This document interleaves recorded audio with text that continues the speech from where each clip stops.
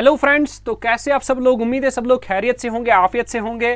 तो आप सबका अच्छे से जा रहा होगा। आपने पिछले दो लेक्चर्स जो देखे एमसीक्यू कंप्यूटर आर्किटेक्चर में मैंने दिए थे 25 क्वेश्चंस मैंने पिछले दो वीडियोस में आपके साथ डिस्कस किए थे। तो इस वीडियो का भी वही प्रोसीजर रहेगा। आप सारे कमेंट्स कीजिए, जो वीडियो को पॉज किया कीजिए और उसके बाद अपना आंसर भी, फिर उसके बाद मेरा आंसर भी सुन लीजिएगा और उसके बाद टैली कीजिएगा। जितने भी मार्क्स आपको आ जाएंगे वो आप कमेंट सेक्शन में ज़रूर आप लिखिएगा। तो ये आपका तरीका रहेगा। तो चलिए फिर स्टार्ट करते हैं आज का लेक्चर। तो सबसे पहले अगर आपने मेरी चैनल को सब्सक्राइब नहीं कर दिया है, पहली बार आप वीडियो देख रहे हो, तो आप चैनल को सब्सक्राइब कर दीजिए। इससे मोटिवेशन मिलेगी, सपोर्ट मिलता है, बस और कुछ नहीं चाहिए। एंड आपको सारा फ्री, यहाँ पे सारा मटेरियल जो भी है वो आपको फ्री मिलता है। और आपको पीडीएफ जो भी आपको चाहिए, आप टेलीग्राम में जुड़ सकते हैं हमारे साथ। मेरा नाम है वहाँ पे ER मोमिन मजीद, ERMUMINMAJEED। वहां पे आपको इकोनॉमिक्स का पीडीएफ जो मैं खुद तैयार कर रहा हूं वो आपको मिलेगा। एवरीथिंग, मैथमेटिक्स के 1000 एमसीक्यूज मिलेंगे, स्टैटिस्टिक्स के एमसीक्यूज, स्टैटिस्टिक्स के नोट्स मिलेंगे, साइंस के नोट्स मिलेंगे, कंप्यूटर के नोट्स मिलेंगे, कंप्यूटर के एमसीक्यूज मिलेंगे। तो सारा आपको वहां पे मैं प्रोवाइड कर देता हूं। तो आप सभी टेलीग्राम में ज्वाइन हो सकते हैं और आपको लिंक डिस्क्रिप्शन में भी देकर होती है, वहां पर भी आप ज्वाइन हो सकते हैं। तो चलिए आज हमें नेक्स्ट 25 एमसीक्यूज और डिस्कस करने कंप्यूटर आर्किटेक्चर पे। तो चलिए स्टार्ट कर लेते हैं। Question number 51। तो क्वेश्चन नंबर 51 आपके स्क्रीन पे ये रहा। बताता है the word computer actually usually refers to the central processing unit plus. एक कंप्यूटर क्या रेफर करता है यूजुअली, उसमें क्या क्या होना चाहिए। एक तो हम जब भी कंप्यूटर बोलते हैं ना, एक तो होता है सेंट्रल प्रोसेसिंग यूनिट सीपीयू, और क्या होता है, और होता है उसके साथ internal memory. So option number B second is the correct answer. Clear. So इसके बाद हमारे पास question number 52। The CPU and memory are located in which of the following devices. तो सीपीयू और मेमोरी कहां पर होता है? क्या मदरबोर्ड पे होता है, एक्सपेंशन बोर्ड पे होता है, स्टोरेज डिवाइस पे होता है? नहीं। आउटपुट डिवाइस पे होता है? नहीं। System unit? हाँ, सिस्टम यूनिट पे ही होता है। ठीक है। नहीं, the CPU and memory are located in which of the following devices. So sorry, मेरी गलती हो गई। सो माइक्रो मदरबोर्ड पे होता है, सॉरी मदरबोर्ड आएगा। The CPU and memory are located in which of the following devices, motherboard ही आएगा। यस। अच्छा, the main circuit board in the computer that connects the parts of the computer is the motherboard, fatherboard, matchboard, hard drive, special board। तो कौन सा circuit board होता है जो parts of computer को कनेक्ट करता है? वो आपका होता है motherboard. Personal computers use a number of chips. Personal PC जो होता है हमारे घर में यूज होता है। So personal computers use a number of chips mounted on a main circuit board. What is the common name for such boards? So अभी बताया था, क्या उसका नाम आ जाएगा? Motherboard. Simple. Which of the following are the components that reside on motherboard? Motherboard में क्या क्या होता है? CMOS बैटरी होती है? हाँ होती है। फैन होता है? फैन भी होता है। PCI स्लॉट होता है? हाँ वो भी होता है। इसका मतलब ऑल ऑफ दीज इसका राइट आंसर है। तो इससे भी आपको एमसीक्यू से भी आपको बहुत सारी इंफॉर्मेशन मिल जाएगी। तो आप एमसीक्यू वीडियो को अच्छे से फॉलो कीजिए, आप बहुत सारी इंफॉर्मेशन को गेन कर सकते हैं। तो चलिए question number 56। The communication line between CPU, memory and peripherals is called a. मैंने आपको बताया है जो लाइन होती है between CPU, memory and peripherals, that's called the bus. फिर बस के मैंने टाइप्स बोले थे, इंटरनल बस, एक्सटर्नल बस, तो वो सारा आपने देख लिया होगा। चलिए 57 dash connects components inside the motherboard like CPU and system memory। ठीक है। तो option number 1 is data bus, option number 2 is address bus, option number 3 is internal बस इनसाइड द मदरबोर्ड। तो वो तो सीधे आएगा ना इंटरनल बस। 57 का 3 आएगा। The address of input output device और मेमोरी इज कैरीड बाय।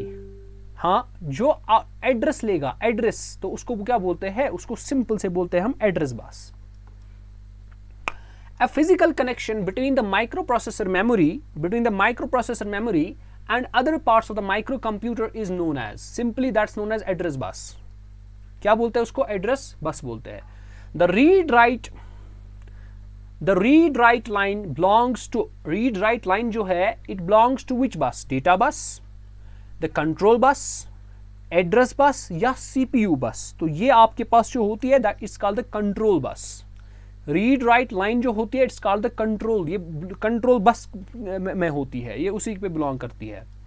चलिए उसके बाद क्वेश्चन नंबर 61 आपके स्क्रीन पे ये रहा, the name of the location of a particular piece of data is its, name of the location of a particular piece of data, उसको क्या बोलते हैं, एड्रेस बोलेंगे, मेमोरी नेम बोलेंगे, स्टोरेज बोलेंगे या आपका डेटा लोकेशन। तो right answer is address. Which of the following is used to connect the different external devices? इनमें से कौन सा ऐसा है जो आपको कनेक्ट करता है डिफरेंट एक्सटर्नल डिवाइसेस को, address bus, data bus, control bus और एक्सटर्नल बस। तो इसका ऑप्शन है एक्सटर्नल, यानी एक्सटर्नल डिवाइसेस को कनेक्ट करता है, दैट्स कॉल्ड एक्सटर्नल बस। which is not an integral part of computer? Computer का इंटीग्रल पार्ट कौन सा नहीं होता है, सीपीयू, अरे सीपीयू तो होता है, इसके बगैर क्या सीपीयू है। माउस, अरे माउस भी तो होता है, मॉनिटर भी तो होता है, यूपीएस भी होता है, इसका मतलब नन ऑफ दिस आएगा, है ना। तो 63 का, अरे नहीं ये बोल रहा था which of the following is not an integral part, हाँ यूपीएस नहीं होता है इंटीग्रल पार्ट, एग्जैक्टली सीपीयू, ये यूपीएस आएगा इसका करेक्ट आंसर, सॉरी। अच्छा जी, a device that not only provide surge protection, surge protection समझते हो क्या होता है, सर्ज प्रोटेक्शन, सर्ज प्रोटेक्शन होता है जब भी मिसाल के तौर पर देखो सर्ज प्रोटेक्शन क्या होता है, ये आपका बेटा कंप्यूटर है, लेट सपोज आपने इसको कनेक्ट किया है विद सम चार्जर और चार्जर कनेक्टेड है टू द पावर सप्लाई। कभी कभार हो सकता है वहां से पावर सप्लाई में जो हमारे पास ट्रांसफार्मर्स होते हैं, जो ना मतलब इलेक्ट्रिसिटी ट्रांसफार्मर्स जहां से हमें लाइट आती है, इलेक्ट्रिसिटी आती है, कभी कभार वहां से वोल्टेज हाई वोल्टेज आती है, वो हाई वोल्टेज क्या कर सकती है, आपके कंप्यूटर को डैमेज कर सकती है, उनको बोलते हैं सर्ज, उनको बोलते हैं सर्जेस, वो जो हाई वोल्टेज होते हैं उनको बोलते हैं सर्जेस।